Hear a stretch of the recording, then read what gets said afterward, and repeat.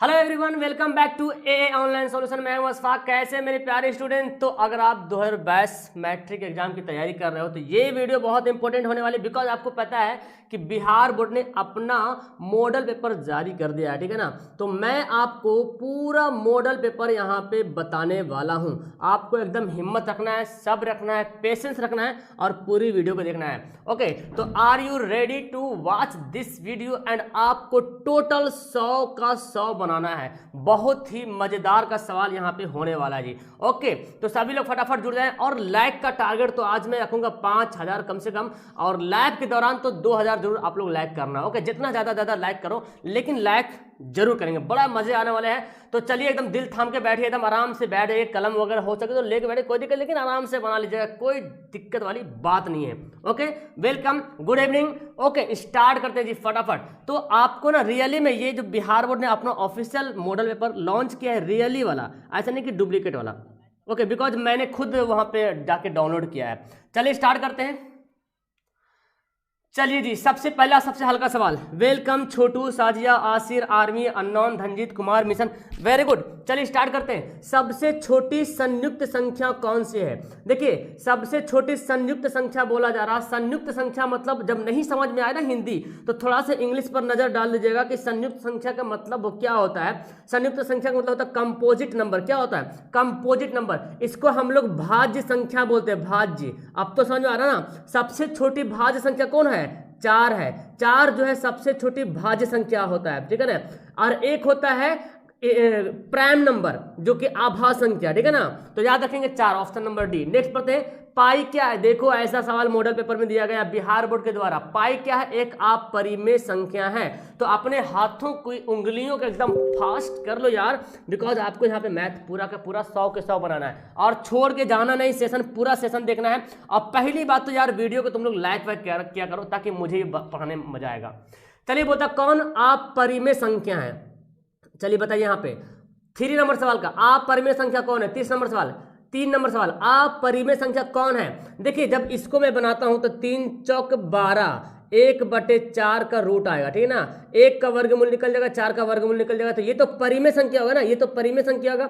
यहाँ 7 7 कट जाएगा तो बचेगा 1, 1 तो परिमेय संख्या है। यहाँ पे √2 मल्टीप्लाई हो जाएगा तो बचेगा 2, और 2 भी परिमेय संख्या है। लेकिन ये जो है अपरिमेय संख्या है, ऑप्शन नंबर बी बिल्कुल बिल्कुल सही आंसर हो जाएगा जी। ओके, आगे सवाल है, दो संख्याओं का लासा तथा मासा बराबर है तो संख्याएं क्या होगी? अगर दो संख्या है और दोनों संख्या का लासा भी उतना ही है और मासा भी उतना ही है, जैसे मान लेते हैं कि 5 5 लेते हैं, ठीक है ना। तो 5 5 का एलसीएम भी 5 निकलेगा और एचसीएफ भी 5 निकलेगा, है ना। अगर 4 4 मानते हैं तो 4 4 का एलसीएम भी 4 निकलेगा और एचसीएफ भी 4 ही निकलेगा। तो क्या ये सिर्फ अभाज्य संख्या है? नहीं सर, कभी भाज्य भी है संख्या, है ना, कभी प्राइम नंबर भी है, कभी कंपोजिट नंबर है। मतलब ये दोनों क्या होगा? दोनों के दोनों बराबर होगा, ना तो संयुक्त सिर्फ होगा ना तो सहअभाज्य होगा। क्या होगा? दोनों के दोनों बराबर, यानी कि दोनों बराबर संख्या, है ना जी। दोनों बराबर संख्या ही होगा, कोई भी संख्या होगा दोनों बराबर होगा, तभी उसका मासा और लासा बराबर होगा। 4 का option number B is the right answer. Okay, equal है। आगे सवाल देखो क्या बोलता है, 0.29 और 29 के ऊपर रेकरिंग है, तो बता यार, बता, बहुत आसान है ना। पहले क्या करना, 29 लिख देना है, और घटाने के लिए तो कुछ बचा नहीं मेरे पास, छोड़ दो। जितना संख्या के ऊपर रेकरिंग रहे उतना बार नीचे लिखेंगे 99, यानी कि 29/99, option number D. Very good. चलिए बहुत खूब, आगे सवाल देखते हैं। आगे यहाँ पे एक में, हाँ, एक सवाल ये वाला सवाल है, 1 - sin स्क्वायर थीटा। चलिए फटाफट बताइए यहाँ पे आंसर क्या होगा। 1 - sin स्क्वायर थीटा का वैल्यू बताना है जी। तो देखो, 1 sin 60 का वैल्यू कितना होता है? sin 60 का वैल्यू होता है √3/2 का स्क्वायर। देखिए कैसा कैसा सवाल देता है। √3 का वैल्यू 3, 2 दूना 4, इसका एलसीएम लेंगे 4, 4 - 3 बोले तो 1/4। कहाँ ऑप्शन गया? ऑप्शन नंबर सी में दिख रहा, देखो ऑप्शन नंबर सी, 1/4 है ना जी, और 1/4। आगे सवाल देखो यहाँ पे क्या बोलता है, किसका दशमलव प्रसार शांत है? शांत और अशांत आपको पढ़ना है, किसका दशमलव प्रसार शांत है। चलिए फटाफट बताओ, शांत कौन है यहाँ पे? देखिए, इसको जब आप बनाते हो ना, 21 को जब फैक्टर करते हो ऐसे, तो इसमें ना 3 सत्ते 21, देखिए 2 5 के अलावा कुछ भी फैक्टर नहीं आना चाहिए, तभी शांत होगा। यहाँ भी 2 5 के अलावा कुछ और आएगा, यहाँ भी वैसा ही होगा। लेकिन 40 को जब फैक्टर करोगे तो 40 को फैक्टर करो, देखो 20 दूना 40, 10 दूना 20, 5 दूना 10, सिर्फ दो और 5 के अलावा कुछ भी नहीं आ रहा, तो हमारा आंसर क्या हो जाएगा, ए जो है शांत है। Very good. आगे सवाल क्या बोलता है, कौन अशांत है, अशांत कौन है, अशांत के लिए मतलब 2 और 5 के अलावा कुछ और भी रहना चाहिए, या 2 और 5 नहीं रहे, कुछ और संख्या रहे तो अशांत हो जाएगा। तो यहां पे देखते हैं शांत कौन कौन है। देखिए 8 को जब फैक्टर करोगे तो सिर्फ 2 2 2 2 में टूटेगा, तो ये शांत हो गया ना, ये क्या है, ये शांत है। ये भी शांत होगा क्योंकि 512 जो है 8 ही का घन होता है, ठीक है ना। और ये 15 जो कटेगा, देखो 3 2 3 6 और 5 3 15, देखिए तो नीचे 5 आ गया, 5 आ गया तो शांत हो जाएगा। लेकिन इसको जब काटोगे ना तो 7 7 7 देखिए आएगा, तो ये क्या हो गया, अशांत हो गया। वेल डन, सभी कहां पे राइट आंसर आते हुए। अब सवाल आगे देखिए क्या बोलता है बाबू, 400 के अभाज्य गुणनखंडन में 5 का घातांक बताइए। चलिए बताइए 5 का घातांक, पूरा 100 सवाल यहाँ पे कंप्लीट करने वाले हैं। तो 400 का क्या करेंगे, अभाज्य गुणनखंड करेंगे, तो 200 हो जाएगा, फिर करेंगे 100 हो जाएगा, फिर करेंगे तो 50 हो जाएगा, फिर करेंगे 5 यहाँ से 25 दूना 50 और 5 5 25, तो 5 पर पावर कितना आ रहा है, देखो 1 और 2 केटो है, 2 पीस है ना, तो बोला गया कितना घात होगा, 5 का घात कितना होगा, ऑप्शन नंबर बी ए हो जाएगा। Very good. आगे देखो सवाल, ये सवाल बड़ा ही मजेदार का है। Well done. चलिए सवाल का बताइए आंसर क्या होगा। देखिए 130 बराबर 15 गुना 8 प्लस 10, तो बोलता है क्या, मासा मतलब HCF 130 और 15 का, और फिर बोलता है मासा XY, मतलब इन ऑप्शन में से और कौन है जो इसके मासा के बराबर है, जो 130 और 15 के HCF के बराबर, इनमें से ऑप्शन कौन है। तो पहले हम 130 और 15 का HCF निकालेंगे, तो 130 और 15 का जब HCF निकालोगे तो इसको तोड़ोगे, 2 गुना 65 से टूटेगा और 13 पचे 65 है ना, 13 पचे 65, 2 गुना 5 गुना 13 में टूटेगा, और 15 को जब तोड़ोगे तो 3 गुना 5, मतलब इसका जो HCF निकल के आ रहा कितना आ रहा, 5 आ रहा। इनमें से और कौन सा ऑप्शन है जिसका HCF 5 आ रहा है, देखिए इनमें से HCF 5 आएगा, इन दोनों में है 5 कॉमन, कभी नहीं, तो ऑप्शन ए में है जो 5 कॉमन है, मतलब ये वाला संख्या का भी HCF 5 आ रहा और इसका भी HCF 5 आ रहा, तो ये दोनों क्या हो गया, बराबर हो गया। समझ में आई मेरी बात, अरे मेरी बात समझ में आ रही है तुम लोग को। ये 130 और 15 का HCF 5 आ रहा, और ऑप्शन नंबर ए देखो 15 और 10 का भी HCF जो है 5 आ रहा है ना। जब दोनों का HCF 5 आ गया तो भी तो बराबर होगा, यहाँ पे बोला दोनों बराबर है, दोनों क्या है, दोनों बराबर है। तो बराबर कब होगा, जब दोनों का HCF बराबर होगा, समझ में आ रहा ना, जब दोनों का HCF बराबर होगा तभी ना दोनों बराबर होगा। तो 130 और 15 का निकाला तो 5 HCF आया, और इनमें से एक सिवाय जगह पे अगर हम इसको रख दें 15 और 10, तो 15 10 का भी HCF 5 आ रहा, इसका भी HCF 5 आ रहा, तब तो दोनों बराबर हुआ। क्लियर है। आगे सवाल देखो, आगे सवाल बोलता क्या, परमेयीकरण गुणांक बताइए। इसका परमेयीकरण के मतलब हुआ इसका रूट हट जाना, यानी कि परिमेय हटा देना है, ठीक है ना। मतलब जो आप परिमेय ना उसको हटा देंगे बल्कि परिमेय लाएंगे, तो इनमें से किसको मल्टीप्लाई करेंगे, 125 को अगर हम √5 से मल्टीप्लाई करते हैं तो देखिए 125 का अगर निकालते तो कितना आएगा, 5 √5 आएगा, और यहाँ पे √5 कितना आ जाएगा, 5 गुना 5 25। देखिए परमेयीकरण हो गया, परमेयीकरण जब भी होगा तो रूट हट जाएगा, यानी कि अपरिमेय संख्या हट जाएगा बल्कि परिमेय संख्या हो जाएगा। तो परिमेय संख्या कौन है, कैसे आया, जब मैंने √5 को मल्टीप्लाई किया तब परिमेय संख्या आया, लेकिन इन सबको मल्टीप्लाई करोगे तो परिमेय संख्या फिर आना मुश्किल है, ठीक है ना। तो हमारा क्या आंसर होगा, हाँ जी, √5 को यहां पे मल्टीप्लाई कर देंगे, क्या हो जाएगा, परिमेय संख्या हो जाएगा। Very good.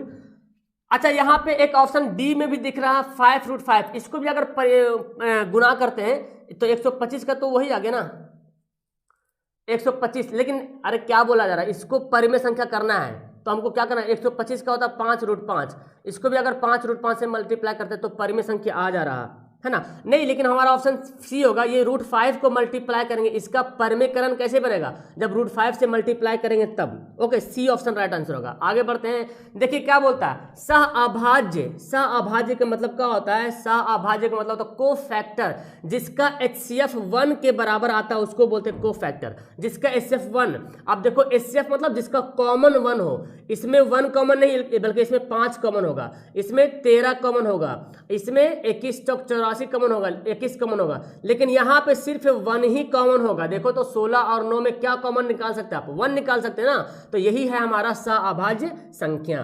ओके, चलिए आगे बोलता है रैखिक बहुपद में शून्यंकों की संख्या कितनी होती है। फटाफट फटाफट तुम लोग यहाँ पे करो, और लाइक वैक तो यार किया करो ताकि मेरा थोड़ा सा मनसा बढ़ेगा और मुझे और भी मजा आएगा पढ़ाने। कंजूसी मत करो यार, कंजूस मत बनो, कसम से बता रहा हूं, और सब्सक्राइब वगैरह कर लेना तुम लोग यार। रैखिक बहुपद में शून्यंकों की संख्या कितना होता है, 1 होता है। रैखिक बहुपद में 1 शून्यक होता है, द्विघात बहुपद में 2 शून्यक होता है, त्रिघात बहुपद में 3 शून्यक होता है। आगे बोलता है x से -1 का शून्यंक क्या होगा। जब भी बोला जाएगा ना शून्यंक, तो इतना बराबर 0 लिख दीजिएगा, ठीक है ना। तो x से बराबर क्या आ गया, 1। देखो ऑप्शन नंबर क्या हो जाएगा, ए बिल्कुल सही आंसर हो जाएगा जी। बहुत खूब, खुशी, परी, हंसिका, ब्यूटी, कुंदन, जमीला, समदर्शी। नेक्स्ट पढ़ते हैं, किसी द्विघात बहुपद के शून्यंक -4 और 7 है, मतलब अल्फा है -4 और बीटा है 7, है ना। तो द्विघात बहुपद क्या होगा, तो द्विघात बहुपद का सूत्र जानते हो ना, क्या जानते हो, x² - alpha plus beta x plus alpha into beta. तो हमको अल्फा प्लस बीटा भी निकालना पड़ेगा, तो -4 और +7 कितना आ गया, 3 आ गया, और अल्फा इंटू बीटा निकालना पड़ेगा, 7 × 28 माइनस में।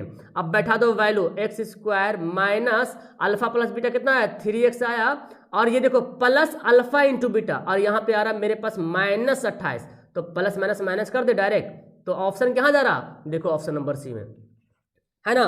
बहुत खूब, देखो 15 का ऑप्शन नंबर सी मैच कर रहा ना, x² - 3x -28, क्योंकि यहाँ पे मेरे पास -28 आया, 7 × 28 माइनस में आएगा, इसलिए हमको यहाँ पे माइनस लिखना पड़ेगा जी। ऑप्शन नंबर सी, एक भी क्वेश्चन मिस्टेक नहीं होना चाहिए। तुम लोग से बहुत हल्का हल्का सवाल पूछा जा रहा, इसके बावजूद भी मैथ में कम नंबर आया यार, तो इससे बड़ा शर्मिंदे वाला बात क्या हो सकता है। देखो शून्यंकों का योग और शून्यंकों का गुणनफल, मतलब अल्फा प्लस बीटा 5 दिया हुआ है और अल्फा इंटू बीटा 6 दिया हुआ है। फिर बोलता है द्विघात बहुपद निकालिए, फिर वही फॉर्मूला यूज करेंगे। क्या फॉर्मूला यूज करेंगे, x² - alpha plus beta x plus alpha into beta. अब देखो x² तो मैं ऐसे लिख देता हूं, माइनस अल्फा प्लस बीटा कितना दिया, 5 दिया, देखो 5 दिया ना, तो लिखेंगे 5x लिखेंगे, और अल्फा इंटू बीटा कितना दिया, 6 दिया। देख लो आंसर कहां जा रहा, ऑप्शन नंबर बी में दिखाई दे रहा है ना जी। Very good, option number B is the right answer. तो आप सभी का बिल्कुल बिल्कुल बिल्कुल सही सही सही आंसर आ रहा है मेरे पास। ओके, बहुत खूब। आगे सवाल देखो जी, देखो फिर बोलता क्या, अल्फा इंटू बीटा ज्ञात कीजिए। यार कितना बहुआ टाइप का सवाल है ना, अल्फा इंटू बीटा।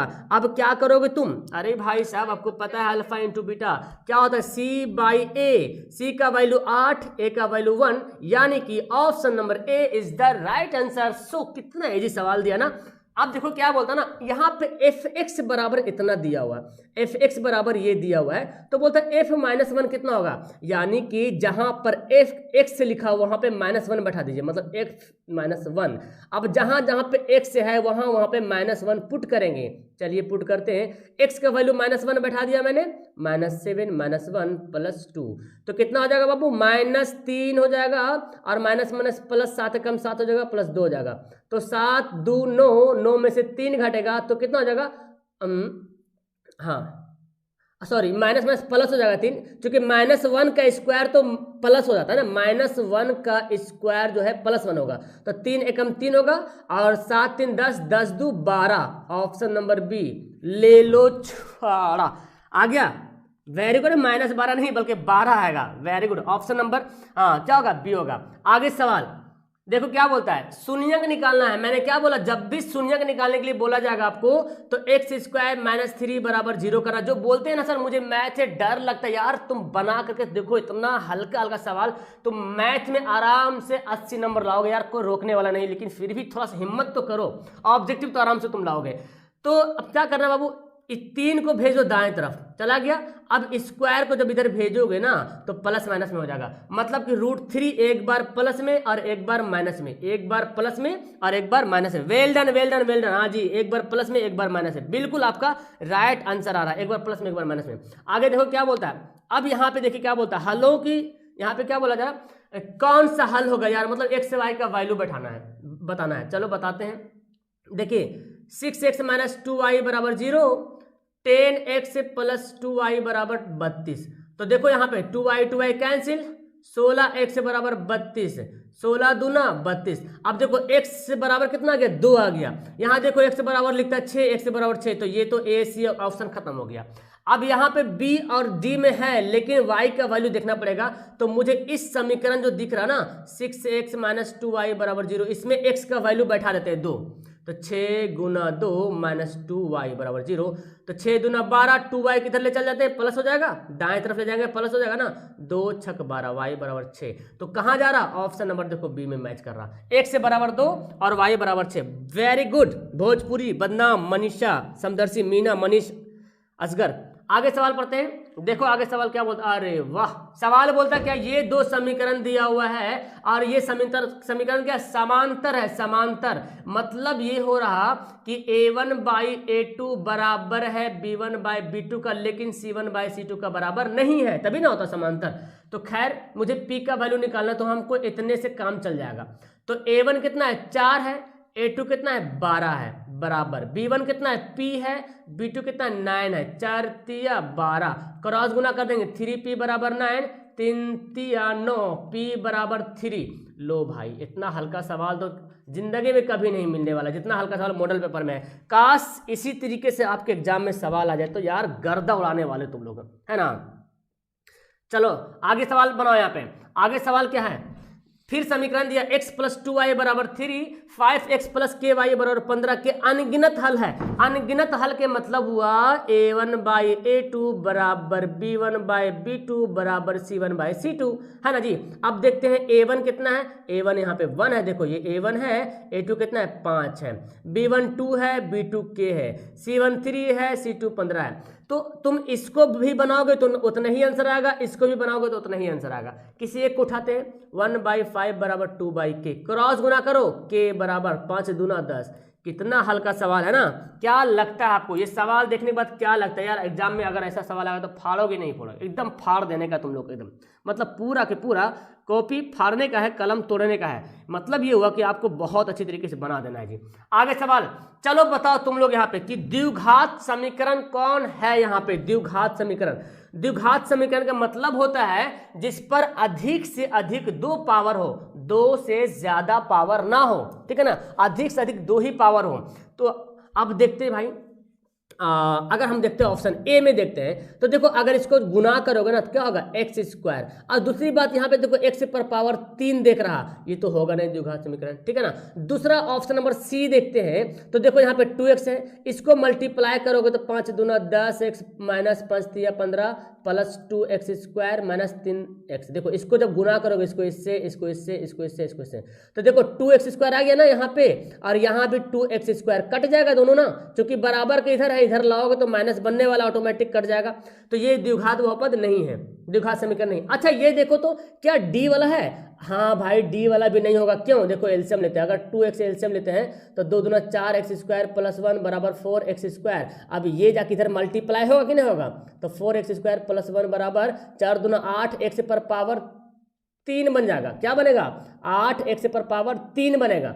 तो जब पावर 3 है तो द्विघात समीकरण कहाँ से होगा, तो यही ऑप्शन नंबर बी होगा, क्योंकि यहाँ पे a प्लस बी का होल स्क्वायर निकालोगे तो एक्स स्क्वायर में तो बचना ही बचना है। हाँ वेरी गुड, मैं बना रहा हूँ, सबका सॉल्यूशन कर रहा हूँ, मतलब आपको किसी प्रकार का दिक्कत नहीं होना चाहिए जी। Very good, option number B आप सबका सही आंसर आया। चलो आगे बताओ, चलो इसका बताओ, देखो क्या बोलता है, द्विघात समीकरण का फार्मूला आपको पता है ना, minus B plus minus over root B square minus 4ac by 2a।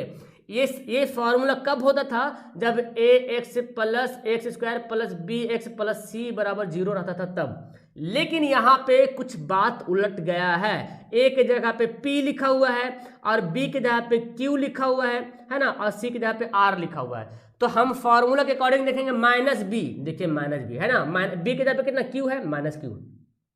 फिर बोलता क्या, over root B square minus 4ac, तो B Q square minus 4ac।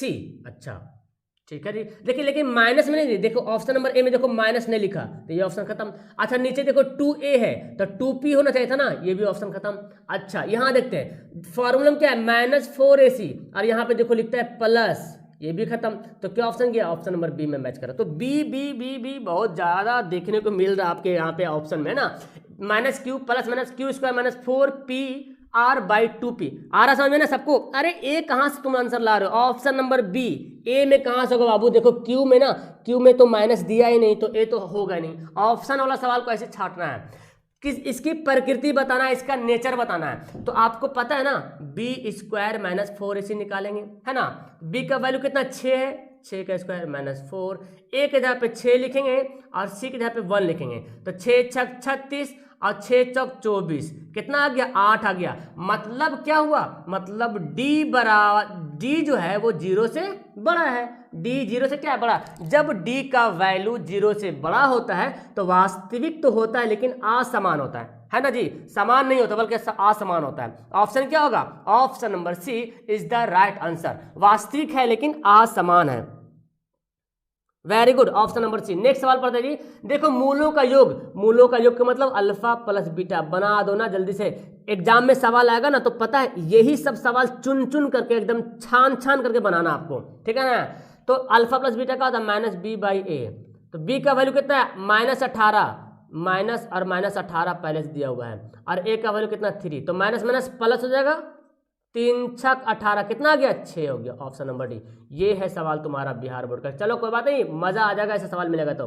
चलो ये सवाल देखो, द्विघात समीकरण दिया हुआ है। अब बोलता कि मूल एक दूसरे का व्युत्क्रम है। व्युत्क्रम के मतलब उल्टा है। क्या है? उल्टा। अगर मैं आपको बोलूं एक संख्या 3 है और दूसरी संख्या 3 का उल्टा है, तो आप बोलेगा सर एक संख्या अगर 3 है तो दूसरा संख्या 1/3 है। उल्टा का मतलब उलट देंगे, उल्टा का मतलब उलट देंगे। तो 3 के नीचे 1 छुपा हुआ है ना, तो उलट देंगे।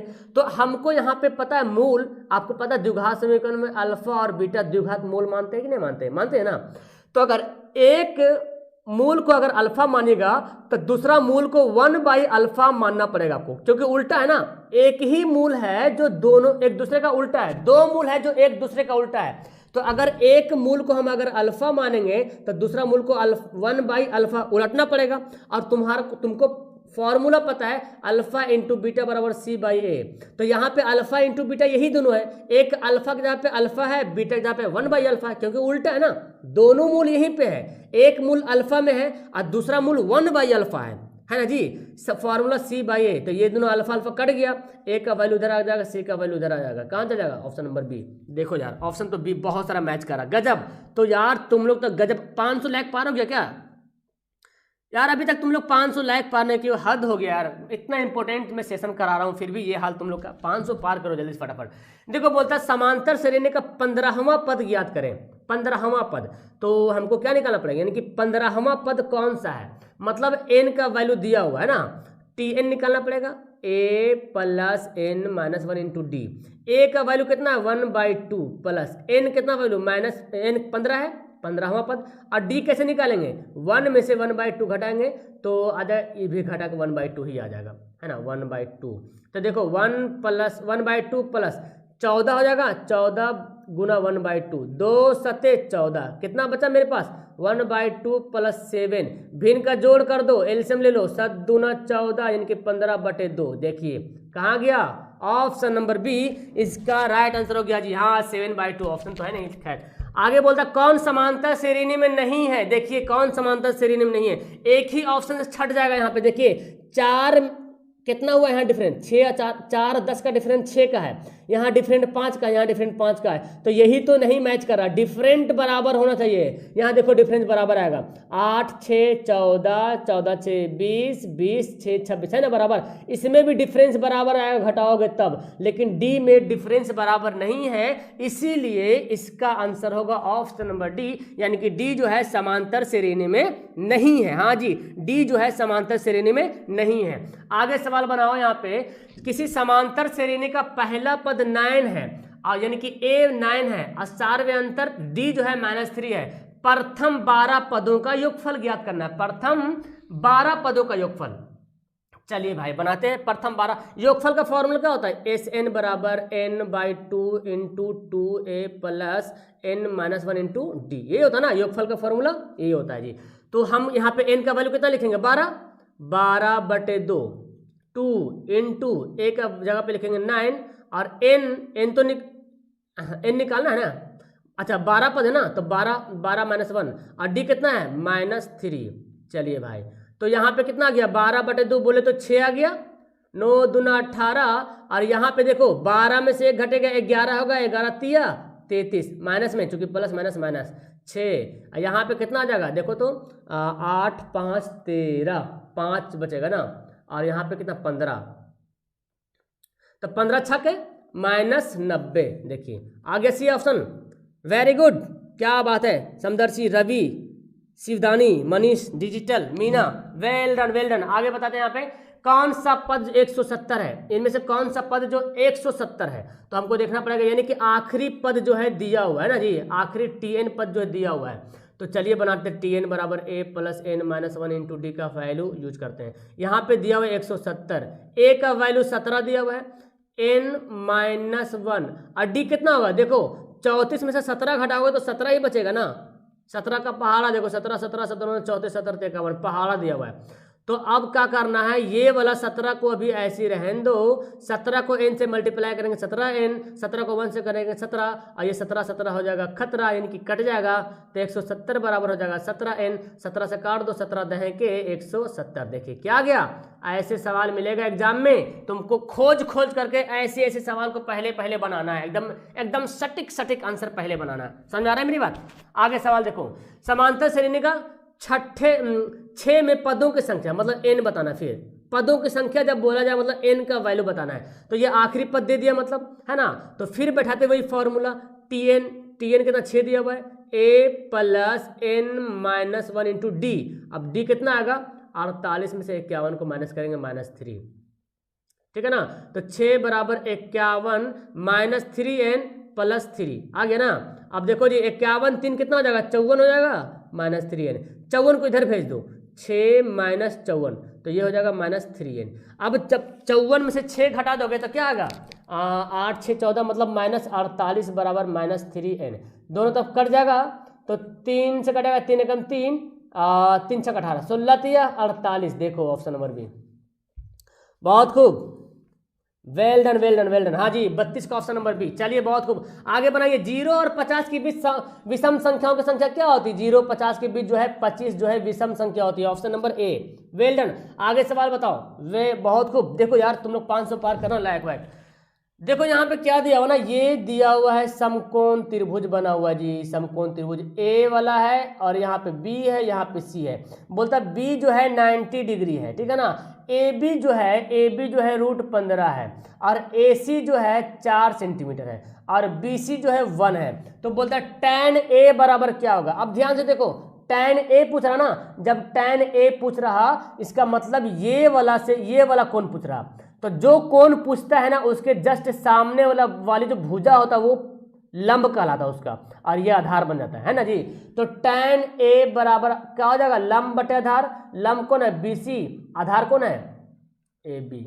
तो 1 और ये कितना √15, 1/√15। देखिए ऑप्शन नंबर सी आ गया, ना ऑप्शन नंबर सी। 34 का option number C, very good.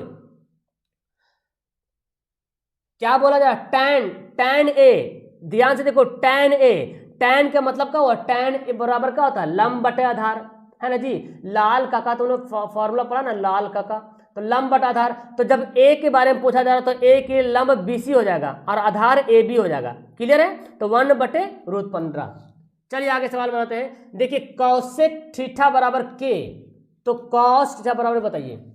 चलिए कौशिक थीटा बराबर के, तो कॉस थीटा बराबर वैल्यू बताना है, ठीक है ना। बहुत खूब। अब देखो क्या करना ना, कॉस थीटा का फॉर्मूला होता है आपके पास, पता है ना। कॉस थीटा बराबर होता है 1 - sin² थीटा का /√। लेकिन हमको कॉसेक थीटा तक पहुंचना है इसको, क्योंकि वैल्यू बैठाना पड़ेगा ना।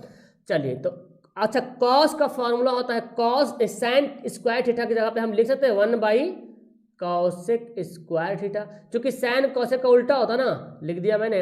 अब देखो कॉसेक का वैल्यू दिया हुआ है, कितना दिया हुआ है, कॉसेक का वैल्यू दिया के, तो हम k² लिख देंगे ना, स्क्वायर दिया हुआ था। अब फिर इसको हल करेंगे। अब यहाँ पे क्या करेंगे, हमको यहाँ पे भिन्न का जोड़ करना पड़ेगा, तो भिन्न का जोड़ करेंगे k², तो k² -1 हो जाएगा। और यहाँ पे देखो k² -1 का वर्गमूल तो नहीं निकलेगा, लेकिन इस k² का वर्गमूल निकल जाएगा। ऑप्शन नंबर बी इसका बिल्कुल सही आंसर। वाह वाह वाह, आप लोग का भी बिल्कुल सही आंसर आ रहा, गजब गजब, मजा आ रहा ना। सवाल में तो दम ही नहीं लगेगा मेरे ख्याल से, सवाल में एक दो सवाल थोड़ा सा लगेगा लेकिन कुछ भी नहीं है यार वो सब। देखो 1/sec क्या होता है यार, ये भी कोई बउआ वाला सवाल आएगा एग्जाम में तो क्या करोगे तुमको पता है ना, एकदम हाथ पैर तोड़ के बैठा देना है, ये सब सवाल आएगा। सबसे पहले ये सबको हाथ पैर तोड़ना है, ठीक है ना।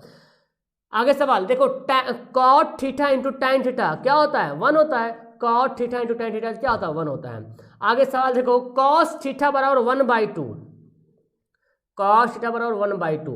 cos बराबर क्या होता है, आधार बटे कर्ण, तो हमको लंब निकालना पड़ेगा ना, 2 का स्क्वायर माइनस 1 का स्क्वायर, तो 2 का स्क्वायर 4 माइनस 1 कितना हो गया, √3 हो गया ना। अब बोलता है cosec थीटा निकालिए, cosec थीटा, cosec थीटा का फॉर्मूला होता है क्या होता है, कर्ण बटा लंब। कर्ण कितना आया, कर्ण आपको दिया 2 दिया हो देखो, और लंब कितना है √3 है जी ऑप्शन में, हाँ जी ऑप्शन नंबर बी में इसका आंसर दिया हुआ है। Option number B is the right answer. Very good, क्या बात है, मजा आ रहा तुम लोग को पढ़ने में कि नहीं आ रहा मजा, है ना। कितना हल्का सवाल दिया, काश इसी तरीके सवाल एग्जाम में मिल जाए तो भाई तुम लोग को तो क्या करना, मतलब वाह वाह हो जाएगा। चलिए अब बताओ यहाँ पे थीटा बराबर 45 डिग्री, तो इसका वैल्यू बैठाना है। सेक थीटा मतलब सेक 45 डिग्री प्लस कॉसेक थीटा बोले तो कॉसेक 45 डिग्री।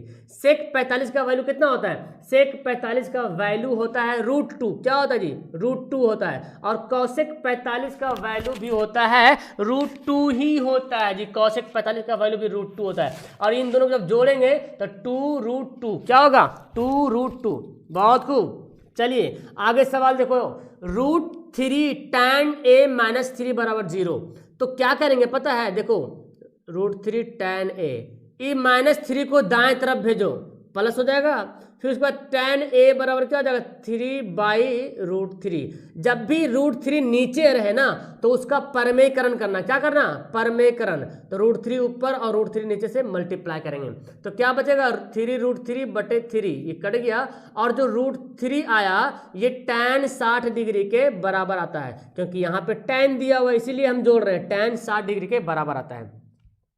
क्लियर है, चलिए बहुत खूब, तो आप लोग बिल्कुल अच्छे तरीके से बना रहे हैं यहाँ पे। आगे सवाल बताओ यहाँ पे, खैर इसका तो आंसर आपको पता ही होगा यार, इजी है ना। क्या करना है, इसको करना क्या है, देखो कॉसेक 35 डिग्री बटे सेक 35 डिग्री बटे कॉसेक 55 डिग्री, इसको हल करोगे तो पता है। अब कौन बच्चा जो मैट्रिक में पढ़ा होगा इसको हल करना नहीं आता होगा, इसका आंसर 1 होगा अंदर में, और स्क्वायर करेंगे क्या होगा, 1 का स्क्वायर 1 होगा। अब देखो यहाँ पे बोला किसका मान सबसे ज्यादा है, सबसे अधिक जो है इनमें से किसका मान जो है सबसे ज्यादा, बताओ भाई जल्दी फटाफट फटाफट, सबसे ज्यादा मान किसका यहाँ पे बताना है। तो देखो cos 45 का वैल्यू होता है बाबू 1/√2 होता है, sin 0 का वैल्यू 0 होता है, cos 60 का वैल्यू 1/2 होता है, और cot 45 का वैल्यू 1 होता है। अब तुम ही डिसाइड करो, अपने दिल पे हाथ रख के सोचो कौन बड़ा है, एकदम ईमानदारी से, है ना जी, तो बिल्कुल 1 बड़ा होगा, ऑप्शन नंबर सी। आगे सवाल बोलता है sin 30, अरे भाई ये सब तो लग रहा है कि LKG के सवाल हम पढ़ा रहे हैं sin 30 का वैल्यू कितना होता है 1/2, अभी मैंने बताया ना 1/2। चलिए आगे देखिए cos स्क्वायर -1, ओहो हो, आपने तो फॉर्मूला पढ़ा सर कि sin स्क्वायर थीटा बराबर 1 माइनस cos स्क्वायर थीटा होता है, यानी कि 1 माइनस cos स्क्वायर थीटा बराबर sin थीटा होता है। लेकिन यहाँ पे पहले cos दे दिया और 1 को बाद में दिया, तो क्या करेंगे यहाँ पे माइनस ले लेंगे कॉमन, तो cos स्क्वायर जो माइनस में था वो हो जाएगा प्लस में, और 1 प्लस वाला तो चल जाएगा माइनस में। देखो आ रहा ना, ये बात आ गया ना, ये बात आ गया। अब ये जो माइनस है ना, ये माइनस इसमें लग जाएगा, इसमें जाके जुड़ जाएगा, यानी कि माइनस sin स्क्वायर थीटा, समझ में आ रहा, माइनस इसमें चल जाता है, यानी कि इधर वाला माइनस इधर आ जाएगा। ओके, तो ऑप्शन क्या हो गया, ऑप्शन नंबर ए बिल्कुल राइट आंसर हो गया। चलिए आगे सवाल देखिए, 1 माइनस सेक स्क्वायर, फिर आ गया वही सवाल। अच्छा पहले 1 माइनस सेक स्क्वायर का आप आंसर बता दो। आपने पढ़ा है क्या है, आपने ये पढ़ा है कि सेक स्क्वायर थीटा -1 बराबर होता है tan स्क्वायर थीटा, होता कि नहीं होता, सेक स्क्वायर थीटा -1 बराबर होता है tan थीटा, लेकिन यहाँ पे माइनस उल्टा दे दिया, 1 पहले दे दिया सेक बाद में दिया, तो फिर हमको यहाँ पे वही काम करना पड़ेगा, माइनस लेंगे कॉमन, तो ये वाला 1 जो माइनस में था बन जाएगा प्लस में, और सेक जो प्लस में बन जाएगा माइनस में, सेक स्क्वायर थीटा यानी कि tan स्क्वायर थीटा, तो ये वाला माइनस इधर चल जाएगा, इधर यानी कि tan में चल जाएगा, मतलब इसका वैल्यू कितना है माइनस tan स्क्वायर थीटा, और यहाँ पे cot स्क्वायर थीटा। अब तुम लोग इतना का फॉर्मूला तो जानते हो ना, tan theta into cot theta बराबर क्या होता है 1 क्या हो गया ऑप्शन नंबर सी। माइनस लगा हुआ रहेगा ना, माइनस लगा रहना है, क्योंकि माइनस tan है, tan माइनस में है ना जी। Formula tan square theta minus cot square, इतने ही दूर फॉर्मूला होता है। फॉर्मूला ये नहीं होता कि minus tan square theta into cot square होता है, फॉर्मूला होता है tan square theta into cot square theta, minus किसी में नहीं लगा हुआ है, तो इतना का वैल्यू आएगा 1 और माइनस पहले से है अंदर साइड में, तो हो जाएगा -1। क्लियर है, समझ में आ रहा कंसेप्ट क्लियर। देखो साइन अल्फा गुना कॉट अल्फा, यार बहुत आसान, तो कॉट अल्फा को ये कर लो कॉस अल्फा बटे साइन अल्फा, अल्फा अल्फा घट गया, ऑप्शन नंबर ये क्या cos alpha, option number B. फिर यहाँ पे बोलता है देखो थीटा बराबर, मतलब सवाल ना बड़ा अच्छा सवाल, मतलब सवाल को घुमा के, क्योंकि जान रहा है सब सवाल तो तुमने पढ़ा हुआ है यार, तो सवाल को थोड़ा सा घुमा घुमा के दिया, लेकिन तुम लोग घूमने वाले कहाँ हो, तुम तो बहुत अच्छे तरीके से मैथ को भी घुमा सकते हो। थीटा बराबर क्या कर सकते हैं 12 × 5 = 60 डिग्री हो गया ना। अब यहाँ पे वैल्यू बैठाएंगे 3 इंटू कॉसेक स्क्वायर, थीटा कितना लिखेंगे 60 डिग्री लिखेंगे। चलिए तो 3 और कॉसेक 60 का वैल्यू क्या होता है, कॉसेक 60 का वैल्यू होता है 2/√3, क्या होता है 2/√3, स्क्वायर है तो स्क्वायर डालेंगे, 2 का स्क्वायर 4 और √3 का स्क्वायर 3, कट गया, क्या बचा मेरे पास बचा ऑप्शन नंबर सी। बिल्कुल ऑप्शन नंबर सी इसका बिल्कुल सही आंसर हो गया, है ना जी, ऑप्शन नंबर सी इसका बिल्कुल राइट आंसर हो गया। ओके चलिए आगे सवाल देखते हैं, आगे सवाल देखें यहाँ पे क्या है, यहाँ पे सवाल देखें, वेल डन। देखिए 1, हाँ ये सवाल बड़ा मजेदार वाला सवाल है, इसको सवाल देखो 48 का सवाल देखो तो ध्यान से, बड़ा अच्छा सवाल 48 वाला, अगर नहीं बना तो ध्यान से समझना, मेरी बात को समझना ध्यान से। देखो इसको मैं ऐसे लिख सकता हूँ sin x से बराबर, इस sin स्क्वायर को इधर भेज दो तो 1 - sin स्क्वायर x है, और आपको पता है ना, आपको क्या पता है कि 1 - sin स्क्वायर x से बराबर क्या लिख सकते हैं cos स्क्वायर x, होता कि नहीं होता, 1 - sin square theta cos square theta, यहाँ पे लिख दिया। अब देखो इसको मैं बनाता हूँ ये वाला, तो यहाँ पे cos स्क्वायर x है प्लस ये जो पावर 4 है ना, मैं ऐसे कर सकता हूँ इसको cos स्क्वायर x पर पावर फिर लिखते हैं स्क्वायर, क्योंकि पावर 4 है तो हम इतना कर सकते हैं। अब देखो cos square x plus cos square जो है देखो sin x के बराबर आया कि ना आया, sin x के बराबर आया, sin x, और स्क्वायर ऊपर में दिया हुआ है तो हमने भी दे दिया स्क्वायर। अब देखो वही स्क्वायर जब नीचे आ जाएगा तो sin स्क्वायर x हो जाएगा, और इसका फॉर्मूला तुमको बहुत अच्छी तरीके से पता है, sin square x plus cos square x बराबर 1, है कि नहीं, बहुत अच्छा, सबका राइट आंसर। आगे बोलता है कौन सा कॉसेक 60 के बराबर होता है, कौन इनमें से वैल्यू जो कॉसेक 60 के बराबर होता है, कॉसेक 60 का वैल्यू क्या होता है ये पहले जान लो, कॉसेक 60 का वैल्यू होता है 2/√3, ठीक है ना, sin 60 का वैल्यू √3/2 होता है तो ये तो बराबर है नहीं, tan 60 का वैल्यू √3 होता है ये तो बराबर है नहीं, cot 30 का वैल्यू cot 30 का वैल्यू √3 होता है ये भी बराबर नहीं, हाँ sec 30 का वैल्यू होता है 2/√3, तो ये ऑप्शन नंबर ए बिल्कुल राइट हो जाएगा। आगे देखो क्या बोलता है cosec theta minus cot theta बराबर x, तो cosec थीटा बराबर क्या होगा। चलिए देखिए ये भी सवाल बड़ा मजेदार का सवाल, मतलब ये सब सवाल एक दो है थोड़ा सा दिमाग को मूव करने वाला, लेकिन कोई दिक्कत नहीं, आराम से बना लीजिएगा। देखिए क्या करेंगे हम लोग, आपको एक फॉर्मूला पता है cosec square theta minus cot square theta बराबर x1, जानते कि नहीं जानते, जानते ना formula, cosec square theta minus cot square theta बराबर 1 होता है कि नहीं होता है। अच्छा अब यहाँ पे देखो ये a square minus B square के रूप में दिख रहा ना, cosec square minus cot square, formula क्या होता है a plus B into a minus B, तो यहाँ पे भी हम लिखेंगे cosec theta plus cot theta, हो गया a plus B into cosec theta minus cot theta, a minus B बराबर 1। ओके अब यहाँ पे देखो, यहाँ पर जो आपका ऑप्शन जो दिया हुआ ये देखो, यहाँ पे क्या दिया हुआ cosec theta minus cot theta, और यहाँ पे देखो cosec theta minus cot theta किसके बराबर है, x के बराबर है, यानी कि cosec theta plus cot theta ये किसके, और यहाँ पे जो इसके बदली में क्या लिख दूं x लिख दूं, कोई दिक्कत है ना, x मैं यहाँ पे लिख दिया, इसके बदले x लिख सकते हैं ना क्योंकि ये बराबर में है, बराबर 1। अब इस x को नीचे ले चल जाएंगे, यानी कि cosec theta plus cot theta बराबर 1/x। आगे नीचे अब क्या बोलता है, अब देखो ये समीकरण जो है ना, इसको समीकरण फर्स्ट मान लो, इसको समीकरण सेकंड मान लो, ठीक है ना। अब समीकरण फर्स्ट को सेकंड से करते हैं हल। देखिए cosec theta minus cot theta बराबर x, और क्या है cosec theta plus cot theta बराबर 1/x। यहाँ पे काटा पेटी करेंगे, कट गया तो क्या बचा 2 कॉसेक थीटा बराबर x प्लस 1/x, है ना जी, आ गया। अब क्या करेंगे फिर देखो यहाँ पे अभी तो 2 यहीं पे भेजते हैं, फिर एलसीएम करेंगे। देखो x² प्लस 1, ये जो 2 है ना, 2 को नीचे भेजेंगे, 2 को नीचे भेजेंगे नहीं भेजेंगे, 2 को नीचे भेजना पड़ेगा। तो 2 को जब नीचे भेजेंगे तो क्या बचेगा मेरे पास, कॉसेक थीटा बराबर बचेगा x² प्लस 1/2, और ex तो नीचे है, ये भी चल जाएगा। तो देखो ऑप्शन नंबर मैच कर गया, x² प्लस 1/2x, है ना। समझ में आ रहा ना, नहीं तो फिर से वीडियो पीछे करके देख लेना, पीछे से वीडियो फिर से देख लेना, तब समझ में आ जाएगा आपको। ओके, ऑप्शन क्या होगा हमारा, ऑप्शन नंबर सी बिल्कुल राइट आंसर होगा। ध्यान से देखो सब समझ में आएगा। इसको मैंने समीकरण फर्स्ट माना और यहाँ पे जो आया समीकरण सेकेंड माना, ठीक है ना। चलिए आगे सवाल बनते हैं। Sec square 60 degree minus tan square 60 degree plus 1 बराबर क्या होगा। तो सेक 60 का वैल्यू क्या होता है, देखो सेक 60 का वैल्यू होता है √2, क्या होता है √2 का स्क्वायर माइनस, और tan 60 का वैल्यू √3 का स्क्वायर प्लस 1। देखो √2 का स्क्वायर तो 2 होगा, √3 का स्क्वायर तो 3 - 3 हो जाएगा प्लस 1। कितना आ गया जी, मेरे पास सेक 60 का वैल्यू कितना होता है, सेक 60 का वैल्यू, सॉरी मैं तो वैल्यू गलती बताया, सॉरी। सेक 60 का वैल्यू होता है 2 होता है 2, और tan 60 का वैल्यू √3 होता है जी प्लस 1।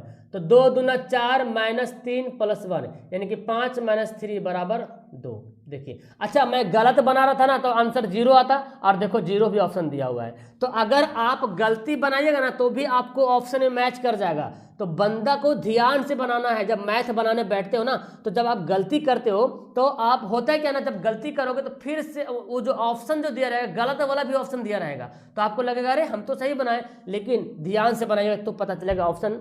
हाँ ओके, जिसको नहीं समझ में आया ना 50 वाला, वो वीडियो पीछे करके देख लेना, समझ में आ जाएगा। हम तो फिर वही बात बोलेंगे ना, पीछे करके वीडियो देख लेना।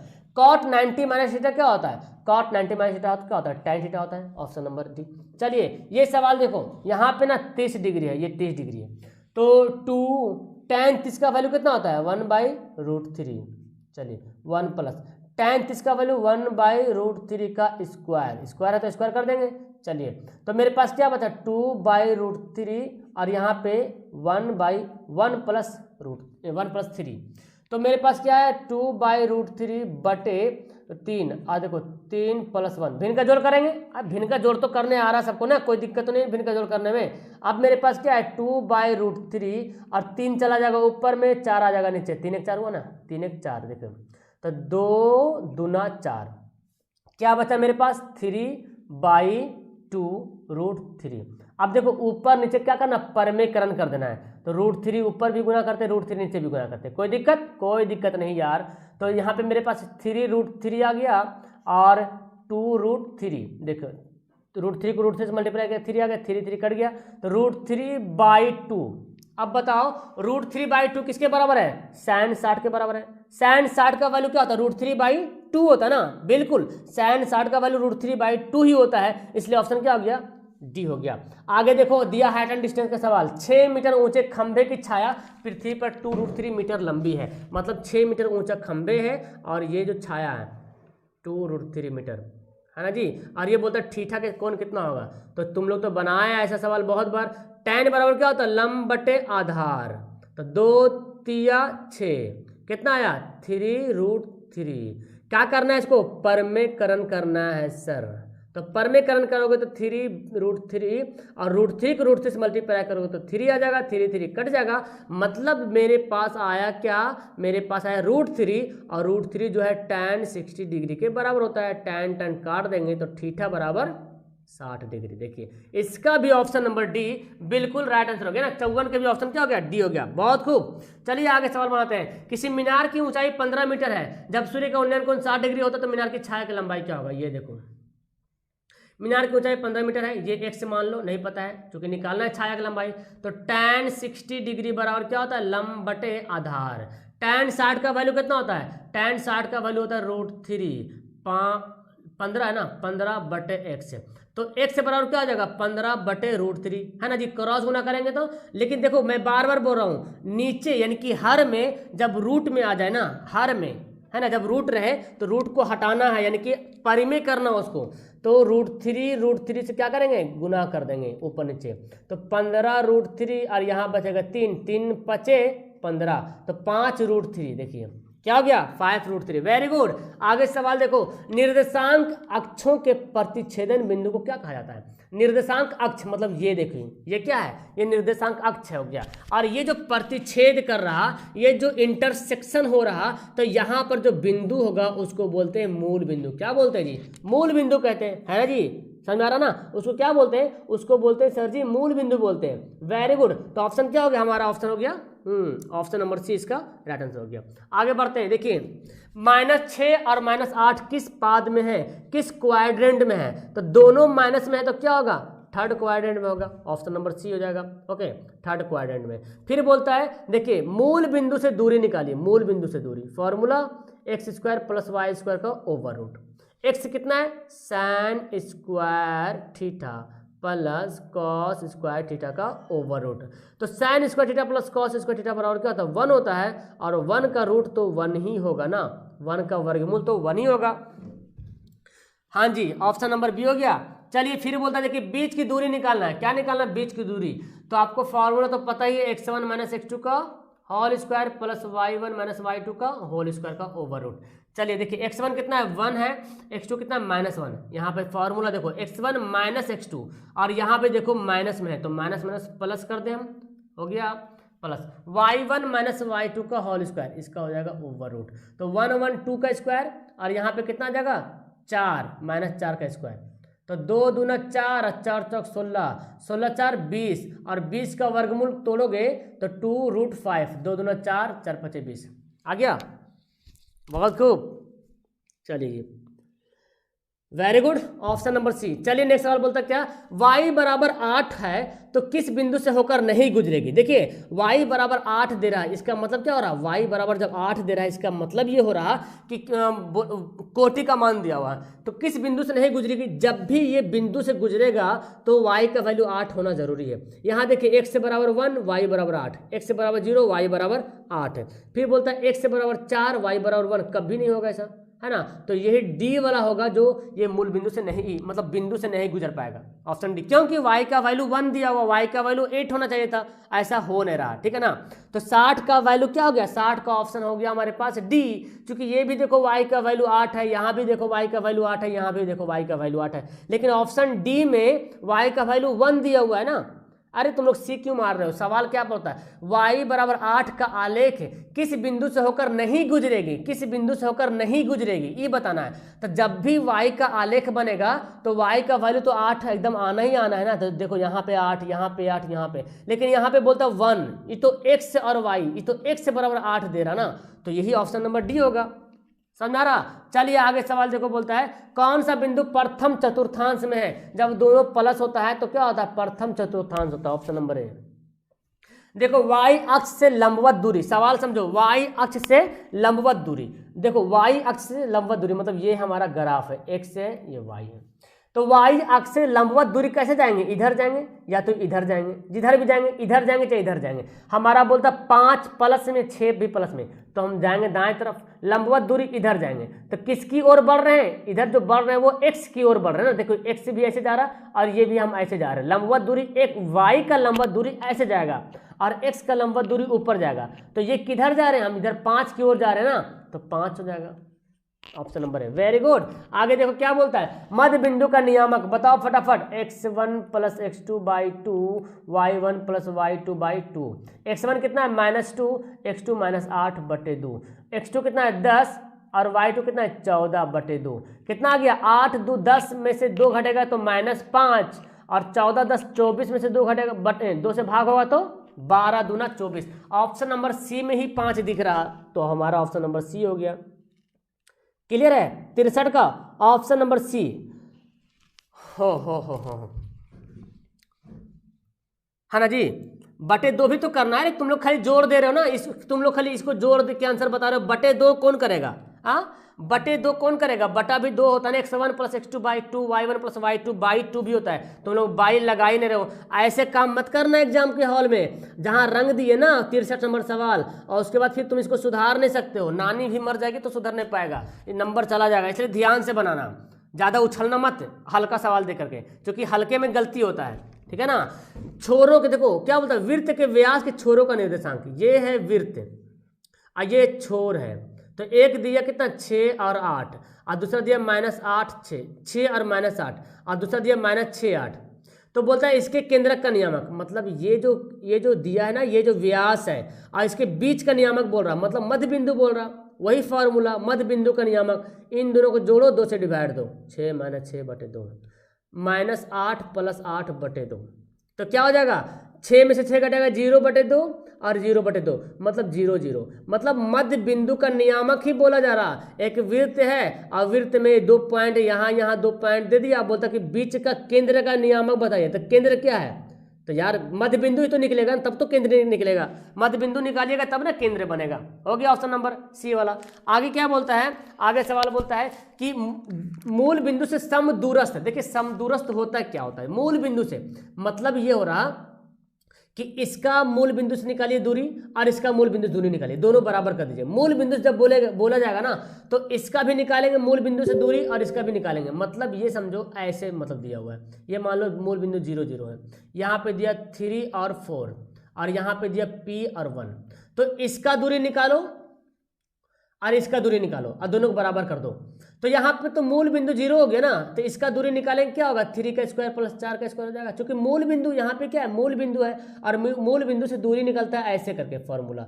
अब तुम x1 - x2 का होल स्क्वायर भी करोगे तो वही बात आएगा ना, 0 का तो कोई वैल्यू नहीं, 3 - 0 होगा, 4 - 0 होगा, तो कोई वैल्यू नहीं होगा। इसलिए मुझे डायरेक्ट कर लेना है 3 का स्क्वायर प्लस 4 का स्क्वायर। यहाँ भी करेंगे P का स्क्वायर प्लस 1 का स्क्वायर, ठीक है ना।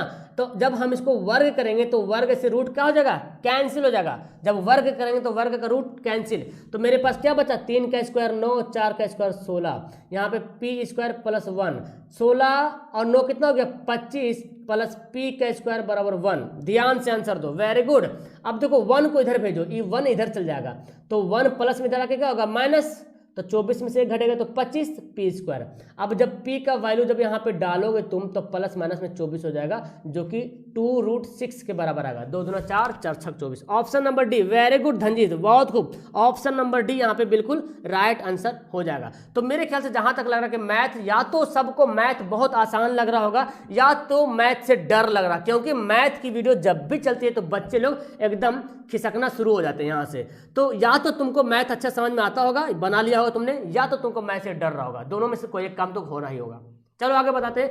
ये 3 पॉइंट दिया हुआ है ABC, त्रिभुज का क्षेत्रफल निकालना। फॉर्मूला मैं बताता हूं, आपको बनाना है, ठीक है ना।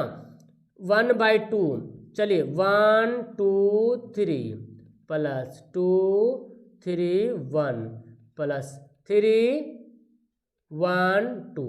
अब देखिए x का वैल्यू क्या दिया, 0 दिया।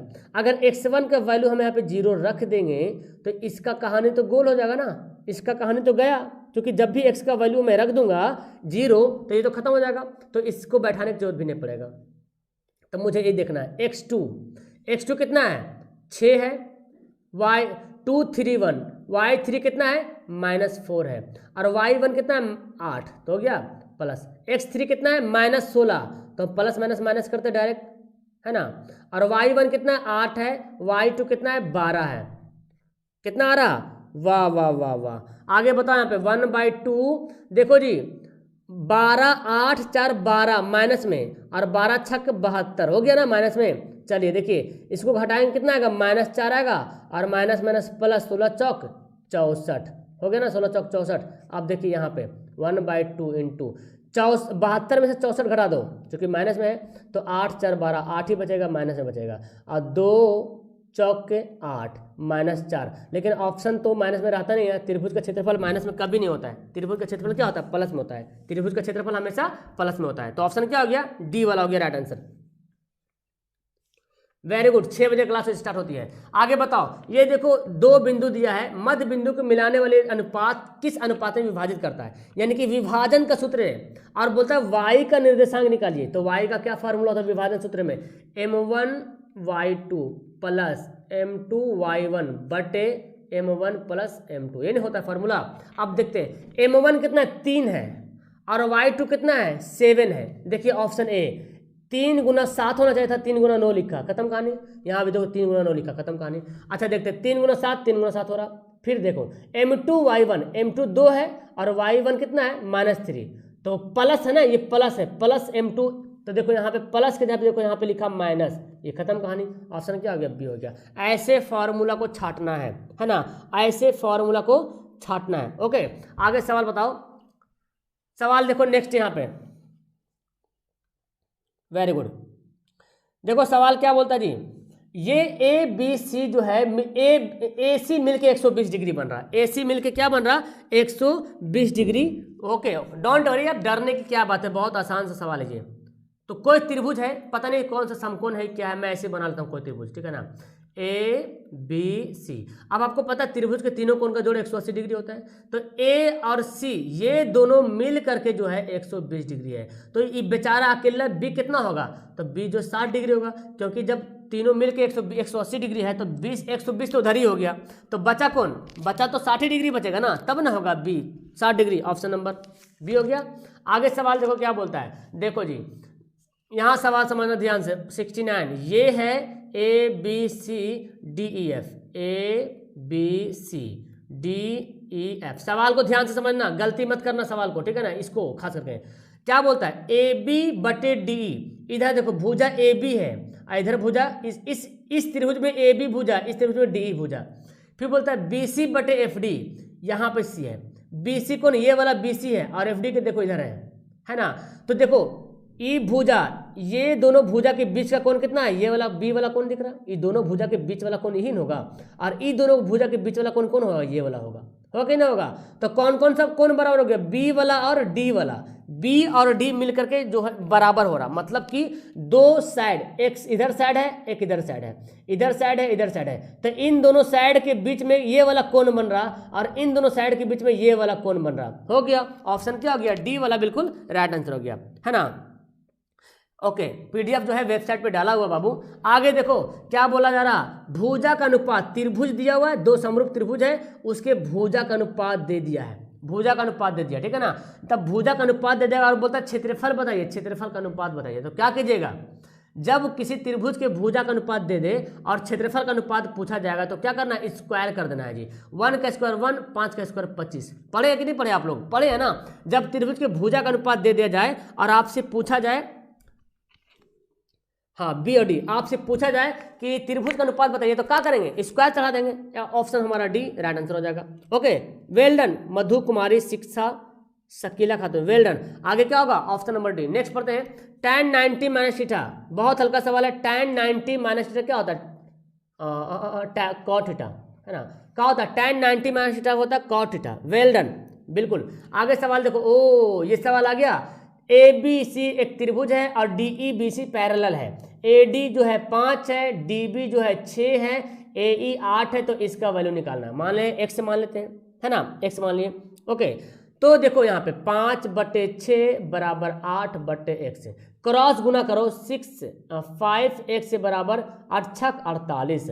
अब x से बराबर क्या हो जाएगा, 48/5, 5 से भाग करो तो 9.6 आ जाएगा। देख रहे हो 9 5 अच्छे 5 9 45 9 आ रहा, तो अनुमान लगा के आप डायरेक्ट आंसर सी में टिक आउट लगा सकते हैं बिना कलम चलाए। देखो दो समकोणिक त्रिभुजों की उनकी संगत भुजाओं का अनुपात सदैव समान होता है। जब दो समकोणिक त्रिभुज होता है तो उसके संगत भुजाओं का अनुपात हमेशा समान होता है। ये बात किसने बोला था, ये स्टेटमेंट किसने कहा था, थेल्स महोदय ने, है ना। थेल्स का प्रमेय है कि जब दो समकोणिक त्रिभुज होगा तो उसकी संगत भुजाओं का अनुपात क्या होगा, बराबर होगा। ये किसने बोला, थेल्स ने बोला। आगे है, एक बाह्य बिंदु से वृत्त पर कितनी स्पर्श रेखाएं खींची जा सकती है। देखो भाई ऐसे सवाल आने वाला एग्जाम में, एक वृत्त के बाहरी बिंदु से खींची गई स्पर्श रेखा की लंबाई 2 होती है, यानी कि 2 स्पर्श रेखाएं खींची जा सकती है, केवल 2। How many tangent line can be draw two a circle from A external point, तो दो दो लाइन। आगे देखो ये सवाल, ओ दिख रहा, देखो यहां से देखो, कौन ए पी ओ दिख रहा है, हल्का हल्का दिख रहा है, देखो हल्का हल्का दिख रहा होगा, ए भाई ऐसे क्या होगा, देखो ये त्रिभुज वृत्त तुमको दिख रहा है, यहाँ पे वृत्त नीचे मैं देखता हूँ, पता नहीं दिख रहा है, वृत्त दिख रहा, हाँ थोड़ा सा दिख रहा, हाँ दिख रहा, चलो दिख रहा, चलो देखो क्या बोलता है, ए पी ओ जो है 140 डिग्री, ए पी ओ ये वाला इतने ही दूर है 40 डिग्री, इतने ही दूर 40 डिग्री है, ठीक है ना, इतने ही दूर 40 डिग्री है। अब बोलता है ओ ए बी निकालना है, ओ ए बी मतलब ये वाला कोण निकालना है, बताइए। देखिए आपको पता है ना, जब हम यहाँ से एक लाइन ऐसे खींच दिए मतलब कि त्रिभुज का कोण क्या हो गया, बट गया, तो जब इधर वाला 40 है तो इधर वाला भी 40 होगा ना, इधर वाला 40 तो इधर वाला भी 40 होगा, क्लियर है। तो क्या हो गया, एक मिनट, हाँ जी एक मिनट 25:1 होगा ना, √5 क्या है, B C P Q, Q R बोला, पी क्यू आर बटे A B C, P Q R बटे ए बी, ओ हो अच्छा सॉरी यार, ये तो उल्टा हो गया ना, पहले पी क्यू आर बोला जा रहा, तो 5 ऊपर 1 नीचे स्क्वायर करेंगे तो 5 5 25 होगा, ऑप्शन नंबर ए। 70 नंबर सवाल तुम लोग मिला लो फिर से डियर, 70 नंबर सवाल फिर से मिला लो, यहाँ पे पी क्यू आर बोल रहा पहले और ए बी सी बाद में बोल रहा, तो ये बी सी जो ए बी सी वाला में आता है और पी क्यू आर में क्यू आर आता है, ठीक है ना, तो पी क्यू आर हमारा 5 लिखेंगे क्योंकि स्क्वायर करेंगे और यहाँ पे 1, तो ये जो 5 है पी क्यू आर इस वाला से है ना, देखिए पी क्यू आर वाला है और ए बी सी, तो यहाँ पे ऑप्शन ए होगा, डी नहीं होगा बल्कि ऑप्शन ए बिल्कुल सही आंसर होगा, ऑप्शन नंबर ए 25:1 मतलब 25 होगा। ओके चलिए आगे मैं कहाँ बता रहा था, ये वाला ये मैं बता रहा था, ठीक है ना। तो जब ये 40 जोड़ के क्या हो जाएगा, 80 हो जाएगा, क्लियर है। ये 40 इधर है तो इधर भी 40 होगा, तो आपको ये भी पता है कि ये वाला कोण और ये वाला कोण मिला करके 180 डिग्री होता है, तो ये हो गया पूरा 80, तो ये पूरा कितना होगा, 100 डिग्री होगा, है ना जी। अब हमसे जब ये लाइन खींचा गया तो यहाँ पे जो है 90 डिग्री का कोण बन गया, जब ये लाइन खींचा तो 90 डिग्री का यहाँ पे कोण बन गया, मतलब देखो फिगर कैसा है, ऐसा है फिगर, है कि नहीं, ऐसे नहीं फिगर है, तो यहाँ पे 90 डिग्री कोण बना और यहाँ पे जो कोण है, तो ये जो लाइन खींचे ना बाबू, ये जो लाइन खींचे ना तो बंटवारा हो गया, जैसे 40 कैसे बढ़ गया, यहाँ पे 80 में 40 बढ़ गया तो 100 में भी बढ़ जाएगा, तो 50 बढ़ जाएगा, यहाँ पे तो 90 है तो 50 और 90 हो गया 140 और 180 में 140 को हटा दो तो ऑप्शन क्या हो जाएगा, ए हो गया बिल्कुल राइट आंसर। ओके चलो ठीक है, ऑप्शन क्या हो गया, ऑप्शन नंबर ए हो गया। ओके व्हाट्सएप पे मैसेज कर दियो। नेक्स्ट पढ़ते हैं यहाँ पे, पी क्यू आर वृत्त का व्यास है, देखिए पी क्यू ओ आर ये क्या है, व्यास है, तो और पी क्यू और पी आर क्या है, बराबर है, तो बोलता है पी क्यू आर बराबर क्या होगा, यही है अर्धवृत्त, जिसको मैंने बताता है, आपने पढ़ा होगा सवाल कि अर्धवृत्त पर बना कोण कितना डिग्री होता है, तो आपको जानना है अर्धवृत्त पर बना कोण कितना डिग्री होता है, 90 डिग्री होता है। सवाल क्या पूछा, तो ऊपर में कितना डिग्री हो गया, ऊपर में हो गया 90 डिग्री, है ना, ऊपर 90 डिग्री, क्योंकि ये पर में है, ये थेल्स है, ये मतलब थ्योरम है ये, कि अगर व्यास पर कोई त्रिभुज बनेगा तो व्यास मतलब अर्धवृत्त हो जाएगा, तो जब भी ऐसा बने होगा ना तो यहाँ पे 90 होगा। अब देखो क्या बोला, पी क्यू आर ये वाला कोण निकालना, ये वाला कोण, तो तुमको पता है कि जब किसी त्रिभुज की दो भुजाएं बराबर है, क्योंकि पहले बोला ये दोनों भुजा क्या है, बराबर है, जब किसी त्रिभुज की दो भुजा बराबर होती है तो उसके सामने जो कोण है ना, उसका जो संगत कोण जो है बराबर होगा, उसके संगत जो कोण है दोनों कोण क्या होगा, बराबर होगा। अब ई अकेले 90 डिग्री हो गया, ई अकेले 90 डिग्री हो गया, पी वाला अकेले 90 डिग्री हो गया, तो बचा 90 डिग्री, तो 45 में बंटवारा हो जाएगा ना, दोनों कोण बराबर होता है तो 45 क्या होगा, बंटवारा हो जाएगा। समझ में आ रहा है मेरी बात, मैं क्या बोल रहा हूं, ये अर्धवृत्त, इधर वाला को गोली मारो यार तुम, इधर वाला गोली मारो, अर्धवृत्त पर बना कोण 90 डिग्री, तुमने याद किया कि नहीं याद किया, ये किया ना, यही होता है, अर्धवृत्त पर बना कोण 90 डिग्री होता है, ठीक है, तो यहाँ पे 90 डिग्री हो गया, तो अब पहले बोल रहा है ये दोनों बराबर है, ये वाला भुजा और ये वाला भुजा बराबर है, जब दो साइड बराबर हो तो उसके जस्ट सटा हुआ जो त्रिकोण रहेगा ना, उसके जस्ट सटा हुआ कोण रहेगा, वो दोनों एंगल भी बराबर होगा, तो अब 90 डिग्री तो अकेला हो गया ना, तो 90 में ही ये दोनों बंटवारा होगा, तो 45 होगा। समझ में आ रहा, बहुत हल्का सवाल, बस खाली समझना है, नहीं तो फिर गड़बड़ हो जाएगा। चलो ये तो वही सवाल है ना, हाँ आगे सवाल देखो, ये अब हमको बनाना पड़ेगा यहाँ पे, एक है यहाँ पे देखो, ये दे दिया हमको, अब यहाँ पे क्या ना, यहाँ पे ऐसे दिया हुआ है ये वाला, बोलता कि क्या ओ केंद्र वाले वृत्त में ए बी और ए सी दो स्पर्श रेखा है, ए बी और ए सी। तो ए बी कैसे होगा भाई, अगर हम यहाँ पे ए मानेंगे तब यहाँ पे देखो ए बी होगा और ए सी होगा, है ना, ये होगा। अब देखो क्या बोल रहा है, बी ओ सी, बी ओ सी ये वाला कोण दे रहा है 110 डिग्री, तो बोलता है ये वाला कोण कितना होगा, हाँ देखो सी ए ओ, क्या बोलता, अरे भाई साहब सी ए ओ बोलता है, भाई साहब बहुत बारीकी से सवाल दिया ना, नहीं तो गलती हो जाएगा, ध्यान नहीं दीजिएगा। तो देखो सी ये वाला बोलता है, ये वाला इतना दूर सी ए ओ बोलता है भाई, देखो मतलब ये वाला, ये वो निकालना हमको। तो अच्छा तुम बताओ, पहले अगर ये तो पूरा कोण अगर ले तो पूरा कोण 110 डिग्री है, तो ये वाला पूरा कोण कितना होगा, ये पूरा कोण जो हो जाएगा 70 डिग्री हो जाएगा। जब 70 डिग्री हो जाएगा तो ये बंटवारा हो गया ना, आधा आधी बंटवारा हो गया, मतलब 35-35 में क्या होगा, बंटवारा हो जाएगा। वेल डन, 35-35 में बंटवारा हो जाएगा, सेम जैसे पहले था ना, सेम उसी कंडीशन में यहाँ पे सवाल दिया हुआ है। तो ये पूरा 110 है, तो ई पूरा कितना होगा, जब ई 110 तो ई 70 होगा, क्योंकि दोनों को जोड़ करके 180 डिग्री होता है। तो हमारा सिर्फ ये वाला पूछ रहा, तो 70 को आधा दी बांट दो, 35-35 में बढ़ जाएगा। समझ में आ रहा, एकदम मजेदार वाला सवाल था ना। आगे देखो, ये सवाल तो यार तुम लोग के खिलौना हो गया। किसी वृत्त की स्पर्श रेखा, वृत्त है इसका स्पर्श रेखा ऐसे है, देखो ऐसे, स्पर्श रेखा की लंबाई 12 है, और ये जो है जो ये है ना ओ और टी यहाँ पे जो ये 13 है, तो बोलता कि इसको निकालिए, ये वाला निकालिए, कितना होगा, ये त्रिज्या है ना।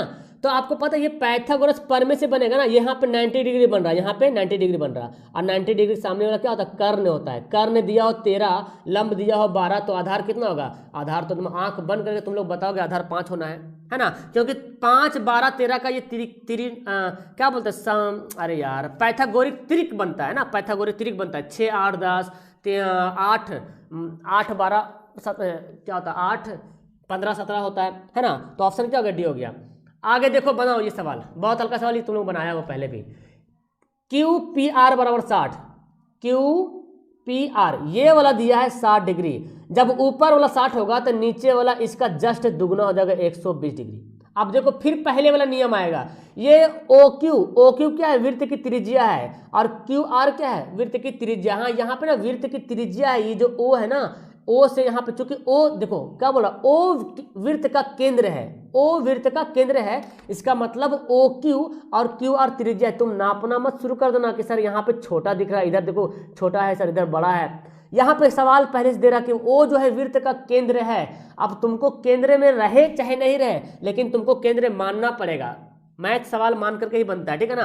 तो ऐसा मत सोचना सर ऊपर में देखो बहुत डिस्टेंस कम है, नीचे बहुत ज़्यादा डिस्टेंस है ओ से, तो ये कैसे केंद्र हो सकता है, सवाल में दिया हो तो होगा, ठीक है ना। अब ये दोनों ओ क्यू त्रिज्या हो गया इसका मतलब, और ओ आर भी त्रिज्या हो गया।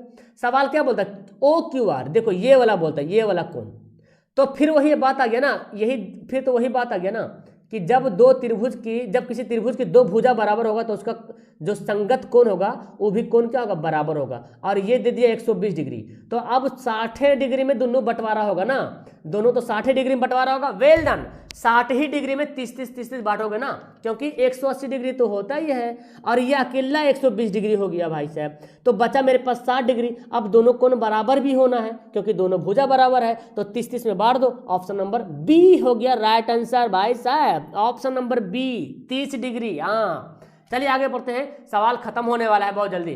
परिसर निकालना है, रेंज निकालना है। अरे बाप रे बाप, ओके सब करा देंगे, डोंट वरी, सारा करा देंगे। 30 डिग्री होगा भाई, 30 डिग्री जो मैं बता रहा हूँ ध्यान से समझो। 120 तुम कहाँ से ला रहे हो, सवाल क्या बोलता है ध्यान से पढ़ो। परिसर निकालने के लिए क्या करना, सबसे बड़ा वैल्यू कितना, 84, और सबसे छोटा वैल्यू कौन है, सबसे छोटा वैल्यू 15 है ना जी। अब घटा दो, 9, 5, 14 और 7 में से गए 6, देखिए 69। बड़ा वैल्यू में से छोटा वैल्यू घटा देंगे, परिसर बन जाएगा। समझ में आ रहा ना, बड़ा वैल्यू में से छोटा वैल्यू घटा देंगे, परिसर बन जाएगा।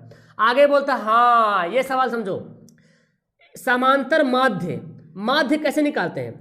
माध्य जब भी निकालना होता है तो सबको जोड़ते हैं और जितना संख्या उसे डिवाइड करते हैं ना, मतलब सभी का योग बटे कुल संख्या जितना जोड़ेंगे। तो अच्छा ये संख्या 1, 2, 3 से मतलब क्या समझ रहे हैं, 1, 2, 3 मतलब ये जो है प्राकृत संख्या दिया हुआ है भाई साहब, है ना जी। 1, 2, 3, 4, 5, 6, 7, तो ये प्राकृत संख्या दिया हुआ है, मतलब कि प्राकृत संख्या का योग निकालने का formula n into N plus 1/2 आपको पता है ना जी। और इतना तो हो गया ना, क्या हो गया, n इंटू एन प्लस 1/2, ये तो योग निकल गया। अब हमको कितना से भाग करना पड़ेगा, तो यहाँ पे कितना पीस हमको पता नहीं, लेकिन n पीस होगा, कितना पीस तो होगा ना कुछ तो पीस होगा ना, मतलब n पीस यहाँ पे है। टोटल मान ली 60 70 जो भी होगा, लेकिन हमको नहीं पता, बोलता है n नंबर तक है तो n से डिवाइड कर देंगे, n कट जाएगा तो n प्लस 1/2। देखो ऑप्शन नंबर सी, वाह वाह वाह, ओके ओके ओके। चलो आगे सवाल पढ़ते हैं। देखो ये सवाल बताओ, देखो आपको फॉर्मूला क्या पढ़ा, आपने फॉर्मूला पढ़ा है बहुलक बराबर 3 गुना माध्यक होता है, 3 गुना माध्यक माइनस 2 गुना माध्य, ये ना पढ़ा है ना, 2 गुना माध्य। तो माध्य कितना से मल्टीप्लाई होगा, 2 से मल्टीप्लाई होगा। यहाँ पे बोल रहा है x का वैल्यू कितना है, तो 2 होगा। अच्छा इसको बना के देते हैं, इस रूप में ला के देखते हैं। तो देखिए ये जो है ना, ये जो 3 माध्यक को ऐसे रहने दीजिए, 3 गुना माध्यक को हम ऐसे रहने देते हैं, ठीक है ना। और यहाँ पे लिखते हैं बहुलक, और ये जो 2 गुना माध्य है ना, इसको माइनस को बाएं तरफ लाएंगे तो प्लस में हो जाएगा 2 गुना माध्य। अब देखो यही यहाँ पे x से बोल खाली था यहाँ पे, तो खाली को भर देंगे, ऑप्शन नंबर सी है ना। चलिए आगे बोलता है बहुलक बताओ, देखो ज्यादा बार रिपीट करो ना, 13 13 13, ये है 13 है ना, ऑप्शन नंबर सी ये है 13। और कुछ नहीं दिख रहा ना, 12 12 2 12 11 11, चलो ठीक है। आगे बोलता है क्या कि इसका माध्य अगर 10 हो तो x का वैल्यू निकालो, जोड़ दो, 7 + 9 + 13 + 15 + x बटे 5, 5 पीछे ना, 1 2 3 4 5 बराबर 10। तो इसको जब जोड़ोगे तो कितना आ जाएगा, मेरे पास आ गया कितना, अरे यार 13 7 कितना हो गया, 13 + 7 हो गया कितना, एक मिनट यार, 13 + 7 20 हो गया, और 20 और 9 29 हो गया, और 29 में 15 जोड़ेंगे तो हो जाएगा 44, यानी कि 44 + 1 से बराबर 10 × 5 = 50। तो 1 से बराबर क्या हो जाएगा, 50 - 44 यानी कि 6 है ना, ऑप्शन नंबर ए। Very good.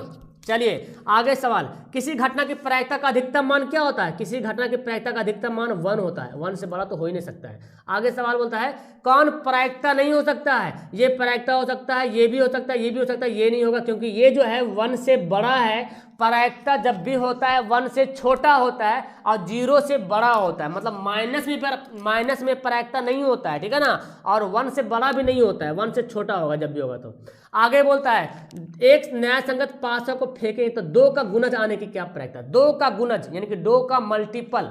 देखो पासा को फेंकेंगे तो 1 2 3 4 5 6 आ सकता है, जब पासा को हम फेंकेंगे 1 2 3 4 5 6 आ सकता है ना। अब बोलता है 2 का मल्टीपल क्या होगा भाई, यहाँ पे 2 का मल्टीपल कितना लाइक तुम लोग किया, अरे 778 मतलब 800 पार होने वाला है, थैंक यू।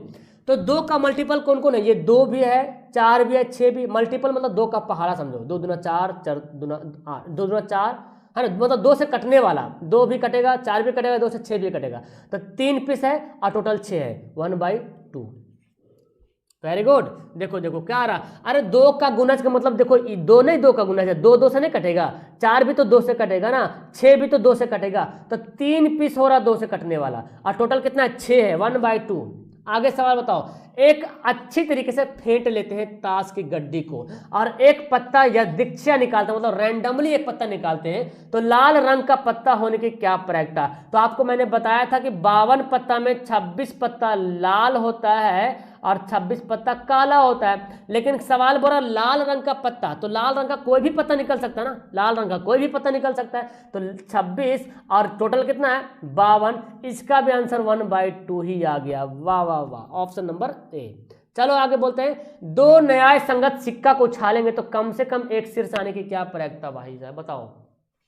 2 सिक्का को उछालेंगे तो क्या क्या आ सकता है, हेड हेड आ सकता है, टेल टेल आ सकता है, हेड टेल आ सकता है और टेल हेड आ सकता है, ठीक है ना। अब बोला गया कम से कम एक सिर से आने की क्या प्रायिकता है, इसका मतलब समझते हो ना तुम लोग। जैसे कि एग्जांपल समझो कि आपने अगर अपने मम्मी से 100 रुपया मांगा, मम्मी मुझे कम से कम 100 रुपये दीजिए, और आपकी मम्मी अगर गलती से 50 गो रुपया दे दी तो आप गुस्सा हो जाएगा, अरे मम्मी हम तो आपसे 100 रुपया मांगे, कम से कम मुझे 100 रुपये दीजिए ना, इससे कम में काम ही नहीं चलेगा, ऐसे बोलेगा। लेकिन अगर वही मम्मी आपकी अगर 1000 रुपया आपको दे दे तो कुछ नहीं बोलेगा, मम्मी को बोलेगा वाह वाह वाह वाह, thank you mummy, thank you. यहाँ पे वही बात बोला जा रहा है, कम से कम एक शीर्ष, मतलब कम से कम एक हेड से कम नहीं आना चाहिए, एक से ज़्यादा चलेगा। तो देखो एक हेड यहाँ पे आ रहा, एक हेड इसमें भी आ रहा, इसमें तो एक को नहीं आ रहा ना, इसमें एक को पीस नहीं आ रहा, यहाँ पे 2 पीस आ रहा, ये भी उठा लेंगे ना। तो 3/4, 3/4 देखिए आया समझ में सबको। 3/4 ये एग्जाम्पल से तो सबको समझ में आ गया होगा। ओके ओके, आगे सवाल, 3 सिक्कों के उछाल में संभव परिणाम की संख्या क्या होगा? 3 सिक्के जब उछालते हैं तो देखिए head head head, tail tail tail, head tail tail, head tail tail हो गया, टेल हेड हेड, और कहाँ से आएगा हेड टेल हेड, और tail head tail, tail tail head, head head tell.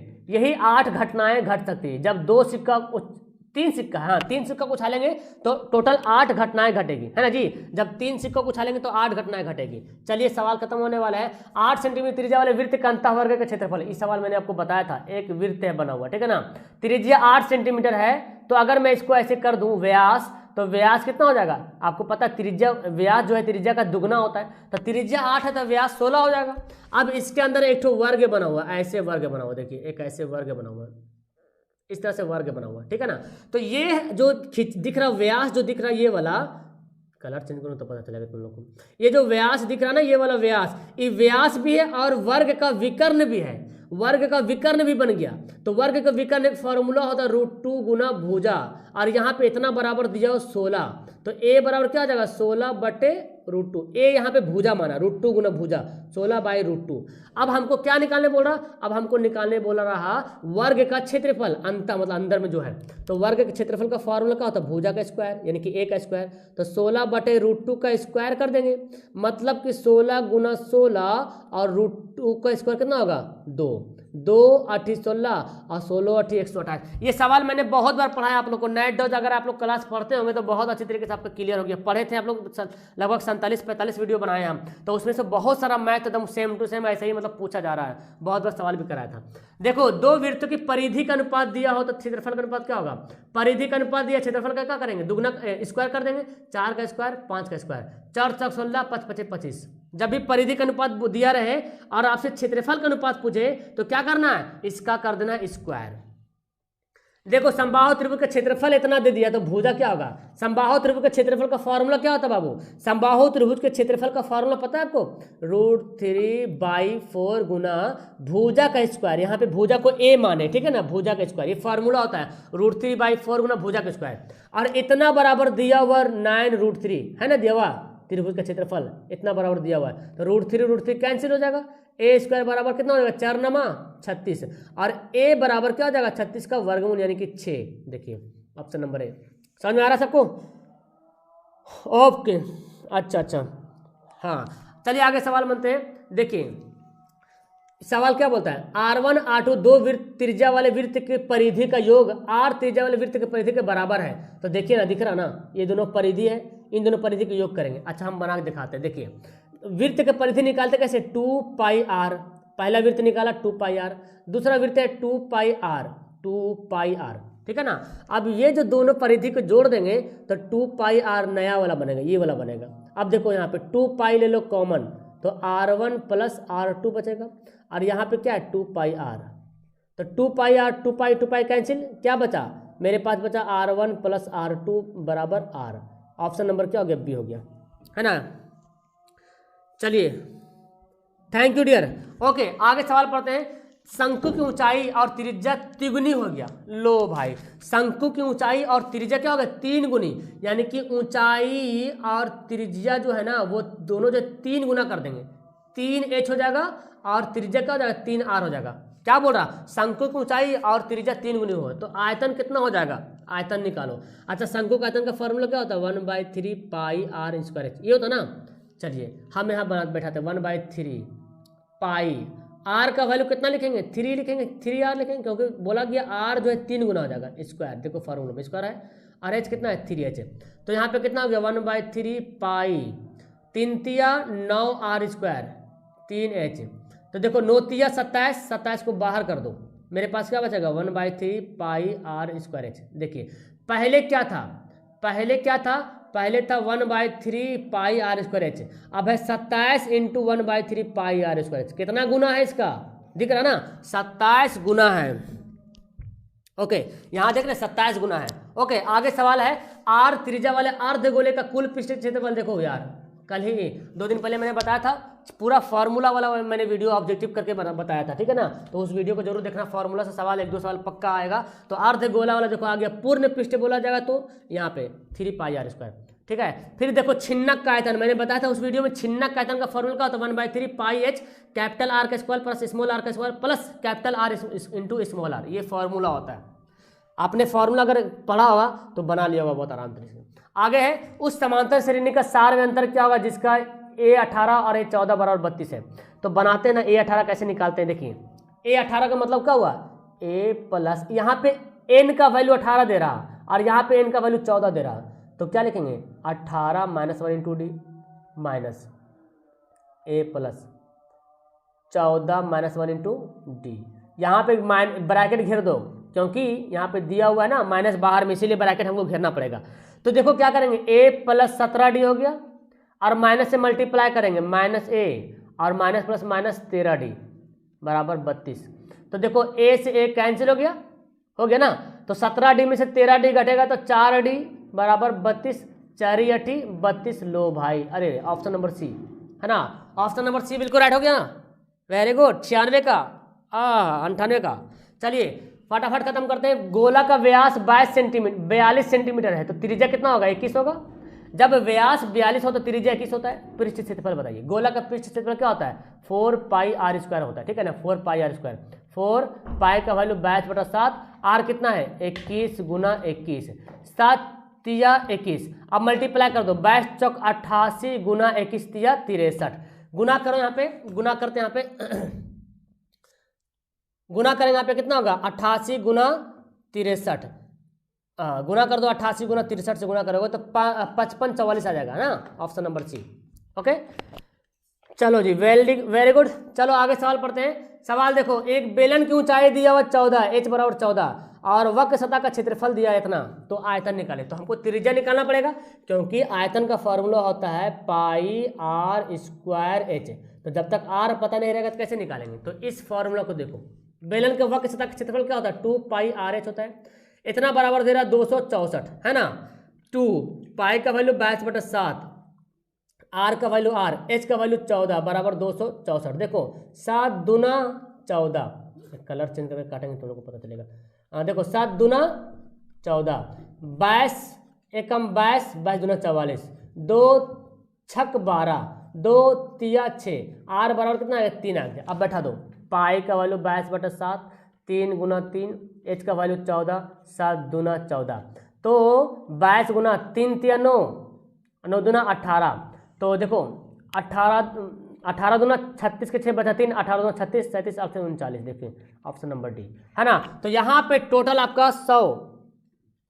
अभी पूरा मैं सबका ऑब्जेक्टिव करवा दूंगा, उसके बाद सबका सब्जेक्टिव चलेगा, ठीक है ना। पहले सबका मैं ऑब्जेक्टिव करवाऊंगा, उसके बाद सबका सब्जेक्टिव चलेगा। ओके, तो सुबह मैं साइंस का ऑब्जेक्टिव क्वेश्चन डालने वाला हूं, उसके बाद फिर जब हो जाएगा ऑब्जेक्टिव खत्म तब मैं सब्जेक्टिव, और इंग्लिश हिंदी सॉरी उर्दू संस्कृत जो भी है ना, सबका मैं ऑब्जेक्टिव सब्जेक्टिव करवाने की कोशिश करूंगा यार मेरा। ओके, तो यहाँ पे करते हैं वीडियो क्लास। देखो ये सब सवाल देख लो तुम लोग, अगर जिसके पास नहीं है ना, लेकिन तुम लोग वेबसाइट से लिंक डाउनलोड कर सकते हो, डिस्क्रिप्शन में उसका लिंक दिया हुआ है, डिस्क्रिप्शन में लिंक दिया हुआ वेबसाइट का, और वहां पे जाना और आराम से तुम डाउनलोड कर लोगे, कोई दिक्कत नहीं होने वाला। तो तुम लोग मुझे कमेंट करके बताना कि कितना सही तुम लोग बनाया हो, कैसा लगा सवाल पढ़ने में, मजा आया कि नहीं आया। मैंने पूरा का पूरा सवाल यहाँ पे बना दिया है। ओके, कल तक रिजल्ट कल का रिजल्ट दे देना है, ठीक है, कल का रिजल्ट भी मैं दे दूंगा। ओके, वीडियो क्लास करता हूँ, मिलता हूँ मैं कल सुबह। Okay, bye, good night.